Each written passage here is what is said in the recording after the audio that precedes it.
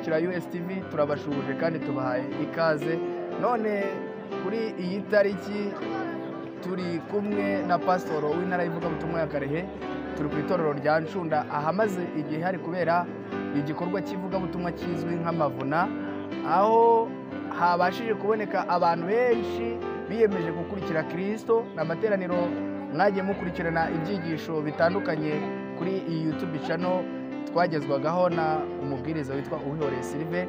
Tukaba twagira ngo pasiteri w'intara y'ivugabutumwa ya Karehe atubwire byibuze bikeya mu byaranze aya materaniro n'ishusho yayo yabonye, ndetse anatubwire umusaruro wabonetsemo uko ungana ndetse n'ingamba bafite zo kugira ngo uwo mukumbi mushya ubashe kuragerwa neza. Pasiteri, tubahaye ikaze. Murakoze.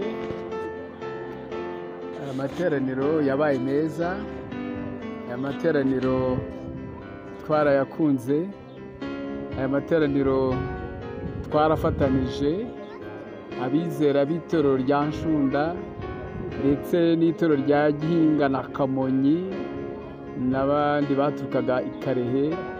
Twayagiriyemo umugisha utangaje kandi bigaragara ko Imana ariyo yari yateguye, izina ryayo rihimbazwe. Amen. Twari kumwe n'umubwiriza Uwihoreye Sylvain uturuka mu itorero rya Mahembe, intara ya Byimana, muri iyi field yo hagati mu Rwanda, Central Rwanda Field.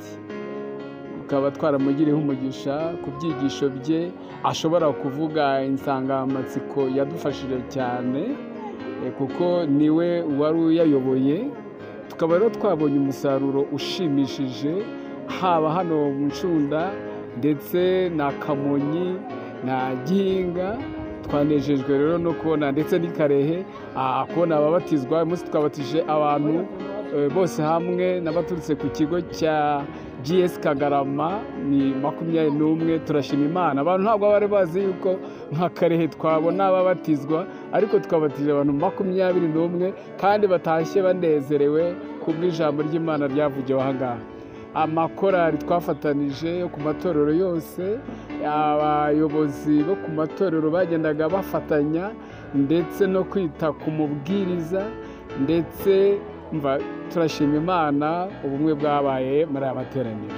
Murakoze cyane pasiteri Niyitegeka Samuel, umuyobozi w'intara y'ivugabutumwa ya Karehe, akaba nawe yarakoze amavuna mu kigo, icyo kigo cya GS Kagarama Adventiste. Naho habonetsemo ababatijwe. Ni ibihe byari byiza kandi byari binejeje. Reka tugere no ku mubwiriza Sylvain wakoze aya materaniro, aratubwira uko yabonye aha hantu ndetse n'icyo yumva kiri ku mutima we nk'umuntu wakoze amateraniro hakabasha kuboneka n'abantu biyemeza gukurikira Kristo. Ni umwanya n'uwanyu Sylvain. Narishimye cyane ubwo nahamagarirwaga gukora aya materaniro, kandi Imana yabanye nanjye iranyobora ingeza aha ngaha mu itorero rya Ncunda n'andi matorero bari bafatanyije. Kubera ko rero nabyishimiye nkakoreshwa n'Imana mu nsanganyamatsiko yavugaga iby'ubutumwa butatu bureba isi yose, twakuyemo ibyigisho by'ingenzi byafashije imitima y'abizera ndetse imitima y'abashyitsi batugendereye, byanabashije gutuma bafata umwanzuro wo kwiyegurira Imana. Uyu munsi rero tukaba twabonye umusaruro wabyo. Twishimye kandi nanjye by'umwihariko ndanezerewe ko nafashwe neza, byose byari byiza. Umurimo Imana yanyohereje gukora aha ngaha warorohejwe cyane ku bw'ubufatanye bw'amatorero n'abizera. Byose rero kuko byagenze neza, tukaba dushoje ku mubatizo w'ingenzi nk'uyu nguyu, byanguye neza cyane ku buryo numva nishimye, ndetse nkaba nsabira abantu bose bakurikiranye aya materaniro kugira ngo bakomeze kuzirikana ibyo twize kandi tuzahurire mu ijuru nk'uko ariyo myiteguro tumaze iminsi twitegura. aheza ni mu ijuru. turagushimiye cyane Silver. Aragira ati nafashwe neza kandi byagenze neza. Namwe abakurikira USTV turabashimira ko mwakomeje gukurikirana ibi byigisho, namwe mukomeze kugira amahoro y'Imana. Pastor w'intara ndetse n'umubwiriza Silver turabashimiye, twizeye ko Imana izadufasha tukongera guhurira mu bihe byiza nk'ibi cyangwa se tukazanahurira mu ijuru, kuko ariho heza twifuriza abari muri aya materaniro ndetse n'abakurikira ibyigisho mwese. Imana ibahe bityo ijambo ry'Imana rifite agaciro cyane, kandi Yesu yimikwa muri twe akaba umwami ugenga ubugingo bwacu.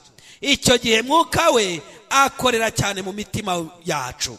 Ijambo ry'Imana rirumvwa, rikemerwa kandi rigashyirwa mu bikorwa.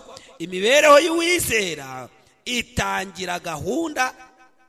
Imibereho y'uwizera itagira gahunda, itagira gukunda imbuto arizo amahoro, itangira gukunda imbuto arizo amahoro, ibyishimo, ubwuzu, ingeso nziza, kumvira n'izindi.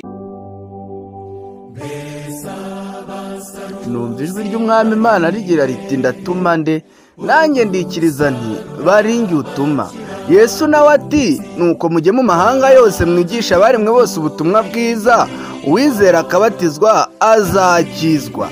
Mbese nawe irirarika uraryitaba? Itorero ry'Abadiventiste b'umunsi wa karindwi rya Ncunda, Gihinga na Kamonyi baduteguriye amateraniro y'ivugabutumwa azamara ibyumweru 2 azatangira ku itariki 7 akageza ku itariki 21 z'ukwezi kwa gatandatu. Azaba afite insanganyamatsiko igira iti ubutumwa butatu bureba isi yose. Aya materaniro azaba ayobowe n'umubwiriza Uwihoreye Silver, aho azajya tugezaho ibyigisho by'ijambo ry'Imana ndetse tukiga ibyigisho by'ubuzima n'ibyigisho by'umuryango. Azajya atangira ku isabato no kuwa mbere w'isabato saa 9, ndetse mu minsi isanzwe azajya atangira ku isaha y'isa 10. Azajya abera ku rusengero rw'Abadiventiste umunsi wa karindwi rwa Ncunda ahazwi nko mu Ruzege. Akarusho kandi ni uko byinshi mu byigisho bizatangirwa muri aya materaniro uzabasha kubikurikira kuri YouTube channel yitwa USTV. Hazaba kandi n'amakorali atandukanye azadufasha mu ndirimbo zo guhimbaza Imana. Ndakuraritse kugira ngo ntuzacikwe. Banyakamonyi, Banyagihinga, Abanyakarehe, Abanyencunda, Abanyarukoma, abo mu Gacurabwenge ndetse na Buguri n'ahandi mwese ndabararitse ntimuzacikwe. Iyi nkuru nziza ntuyihererane, yimenyeshe n'abandi.